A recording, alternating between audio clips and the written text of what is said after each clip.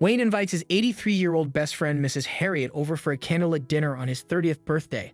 The next morning, he wakes up to the sound of a loud police siren outside and discovers all of his neighbors weeping on her doorstep. Anyone who saw 29-year-old Wayne and 83-year-old Mrs. Harriet together felt they were worlds apart. Believe it or not, Wayne and Mrs. Harriet were best friends. Their friendship started 6 months ago when Wayne sold his late dad's house in the city and moved to a quiet neighborhood in town. It was here that he met Mrs. Harriet. She lived next door and never talked much to anyone. Like the others, Wayne thought the woman was easily irritated and cranky. At first, they exchanged vague pleasantries such as "good morning" and "how do you do?" and went about their day. Nothing much. But one day, Wayne and Mrs. Harriet had a conversation, and he couldn't understand what she was saying because she had asthma. And when he did, they instantly hit it off. "Young man, my husband and I are falling short of company. Would you mind coming in for a drink?" Mrs. Harriet invited Wayne, coughing. He was surprised. He couldn't readily accept, and at the time he could not deny her offer. After all, Mrs. Harriet had such a sweet, pristine smile that would melt anyone's heart. Wayne followed her into her house and looked around. He was a bit stunned.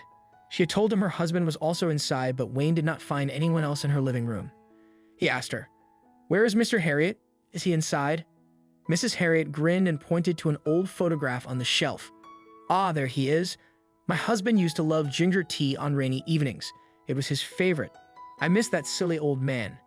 Every evening, I sit for a drink in front of his photo and pretend he's with me, complimenting my tea and croissants." Tears filled Wayne's eyes when he learned Mr. Harriet had recently passed.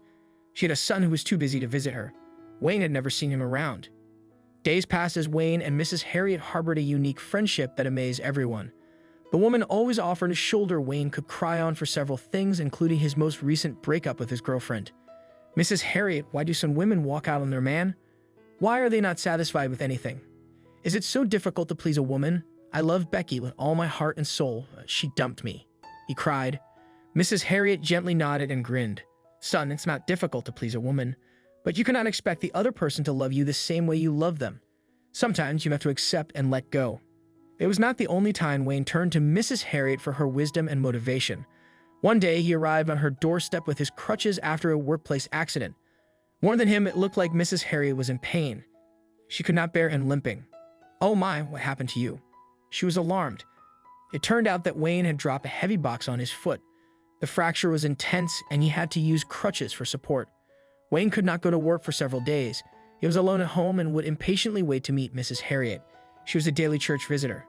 Not that Wayne didn't have faith, but he wanted to utilize his paid sick leave by resting well. He kept lifting his curtain to see if Mrs. Harriet had come home. Her house was just a few yards away from his bedroom window, thus making it easily viewable. "Why hasn't Mrs. Harriet come home yet?" He grumbled and called her. "Oh, I forgot she doesn't have a mobile." Wayne had rung Mrs. Harriet's landline. He checked again hours later and saw her house was open. Wayne had wanted to surprise Mrs. Harriet with dinner because it was his 30th birthday. He wanted to dedicate the dinner to her, so he did not invite any of his buddies over for a drink or party. "I'm sure Mrs. Harriet will love the turkey I made," he thought as a table loaded with a delicious dinner and desserts stared back at him. Wayne happily limped out of his house to invite Mrs. Harriet for the meal, knowing little this would be her last dinner. "Mrs. Harriet, good gracious. I was waiting for you the whole day. Please come with me. I have a surprise for you." Wayne led her into his dining room.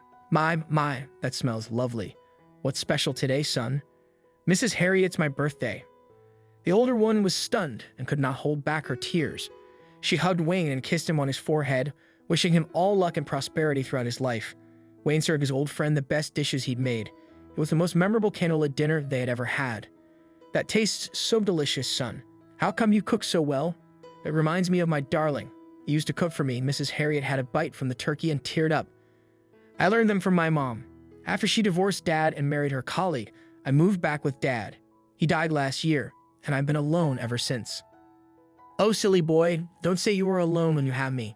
Come here." Mrs. Harriet hugged Wayne, offering him the much-needed warmth and comfort he had missed all his life. Following their hearty meal, Wayne escorted Mrs. Harriet to her house.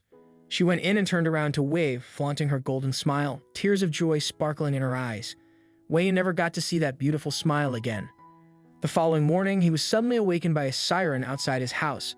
He was startled and saw that Mrs. Harriet's house was unusually crowded. He slipped on his trousers and shoes and limped out in his crutches to find out. Wayne saw a police car outside. An officer stepped out and greeted him. "Mr. Turner?" "Yes, it's me, officer. What's happening? Why are people flocking in and out of Mrs. Harriet's house?" Wayne was terrified. "I'm her son. My mother told me a lot about you, but I couldn't find time to visit. I just got transferred," the officer told Wayne. "Oh, hello, officer. Glad to meet you. But Mrs. Harriet never told me you would visit. And why is her house crowded? Why is everybody crying?" Wayne worried. His heart became heavy, and it felt the whole world's pain had rested on his shoulder. Mrs. Harriet had died the previous night in her sleep. She had last called her son to tell him about Wayne and how blessed she was to have him in her life. "Last night, my mother told me she was the happiest and wished to join my dad in heaven," the officer cried. "She told me she was feeling uneasy, so I called all my neighbors today morning to check on her. I didn't have your number and couldn't contact you." Wayne's eyes flooded with tears as a lifeless Mrs. Harriet was taken in the ambulance. That day, it felt like he had lost a significant part of himself. After the funeral, Mrs. Harriet's son handed Wayne a check. "Mama told me about your accident. I always wanted to meet you in person and thank you for caring for my mother. You were more than a friend to her. I know this can't measure your love for her, but it's a small token of gratitude for how you treated her." Wayne held back his tears until Mrs. Harriet's son left the cemetery. Once he saw the patrol car disappear down the street, he dropped to his knees and cried, begging his old friend to return. "I miss your jokes and your ginger tea. I miss you calling me silly boy. I miss our morning walks. Mrs. Harriet, please come back. I love you," Wayne sobbed. A puff of dandelions landed on his hands and gently tickled him before floating away into the sky. It felt like Mrs. Harriet had finally joined her beloved in the afterlife.